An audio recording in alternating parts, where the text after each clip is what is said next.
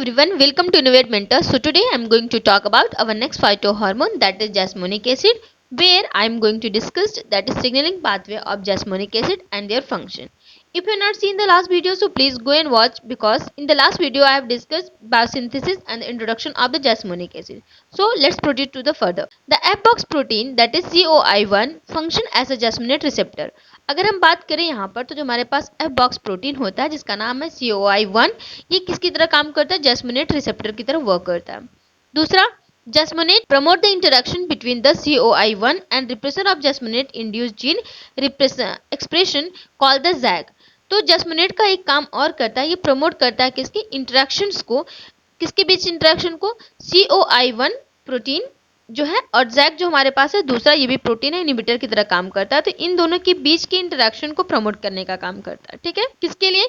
Degradation process के. जब भी डिग्रेडेशन कराना होता है तो जैक प्रोटीन और COI1 प्रोटीन के बीच में इंटरेक्शन को प्रमोट करने का काम जैस्मोनेट हमारा करता है. नेक्स्ट अगर हम बात करते हैं तो हमारे पास जो इनहिबिटर की तरह यूज किया गया वो जैक प्रोटीन है. यहाँ पे एक ट्रांसक्रिप्शन फैक्टर का भी यूज किया गया है जो है कि MYC. यहाँ पर हम बात कर रहे हैं एक रिटन फॉर्म में, आपको जब भी आप डायग्रामेटिक फॉर्म देखेंगे तो आपको समझ में आ जाएगा. आते हैं, देखते हैं मोड ऑफ एक्शन क्या है. Jasmonate induced ubiquitin dependent degradation of a JAZ repressor protein result in the release and activation of MYC transcription factor.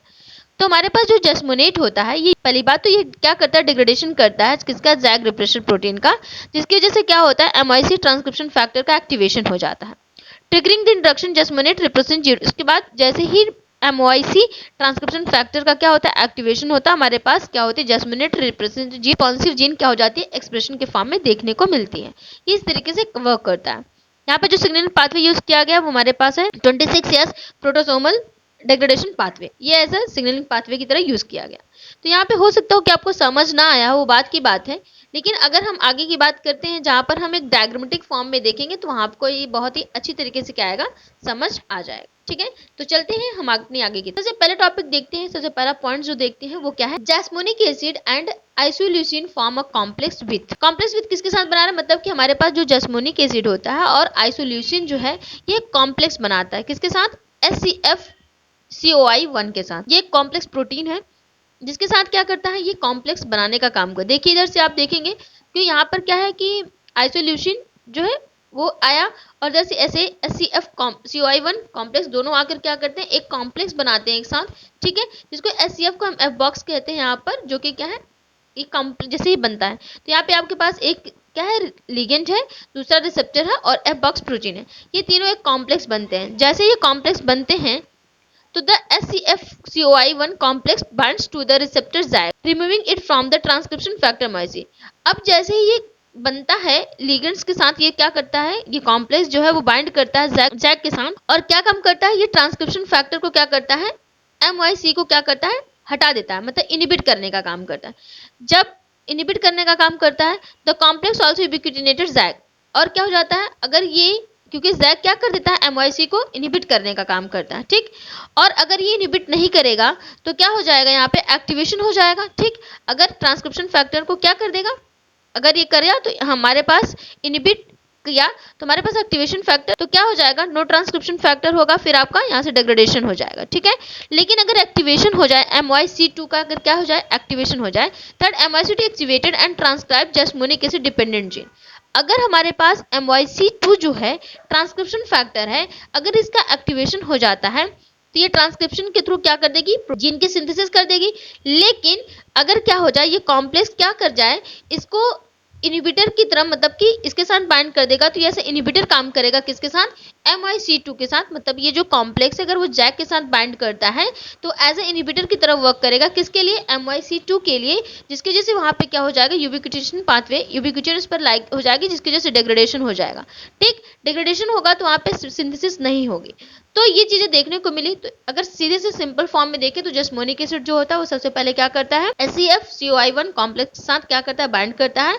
फिर क्या करता है? इसका काम है जैग को क्या कराना? डिग्रेडेशन करा देना. जैसे ही जैग को डिग्रेडेशन कराएगा तो किसकी एक्टिवेशन हो जाएगी? हमारे पास MYC2 की एक्टिवेशन हो जाएगी और हमारे पास क्या हो जाएगा? जीन की सिंथेसिस देखने को मिलेगी. लेकिन अगर ये कॉम्प्लेक्स जैग के साथ बाइंड नहीं करता है तो क्या करेगा?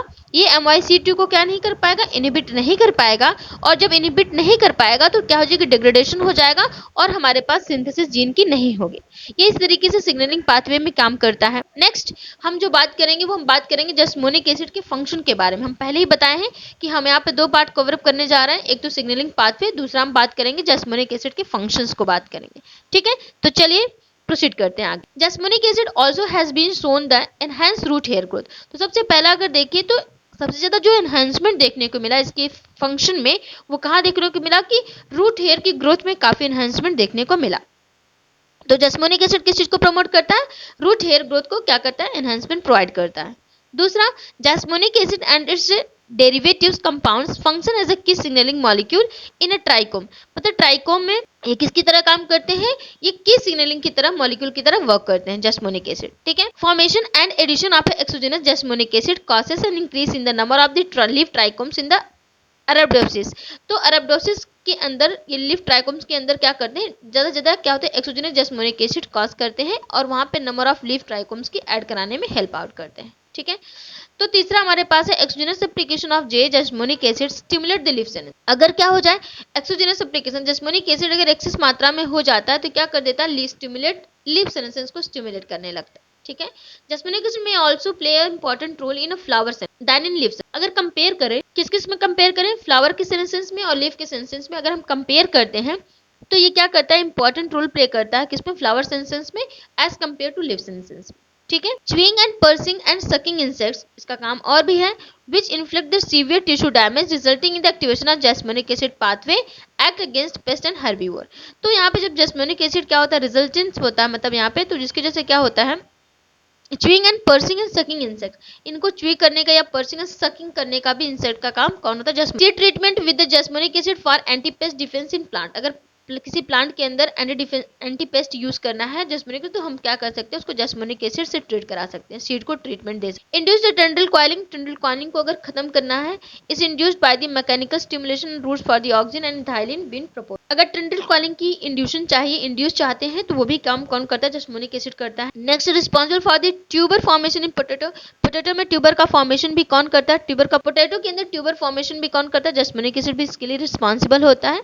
Next and the last, the Jessmonic acid pathway is involved in the different process including plant growth, development and responsive biotic and biotic system. Means ये सारे जितने भी हमने functions देखे उनके साथ साथ ये बहुत सारे plant की growth में, development में अगर देखें, और बहुत सारे बायोटिक एंड एबायोटिक रिस्पॉन्सेस में भी क्या करते हैं, वर्कआउट करते हैं। आज का टॉपिक हमारा यहीं तक था, जहाँ पे हमने किसके बारे में बात कर लिया, आप सबको पता ही है, सिग्नलिंग पाथवे की बात किया और हमने फंक्शन के बारे में बात किया। If you not seen the last video so please go and watch also full video of jasmonic acid. अगर आपने अभी तक चैनल को सब्सक्राइब नहीं किया तो प्लीज सब्सक्राइब कर लीजिए और बेल आइकन को भी हिट कर दे, ताकि जितनी भी वीडियोस आए तो आपको सबसे पहले पता चले। सो तब तक के लिए thank you guys, bye bye, take care and keep learning.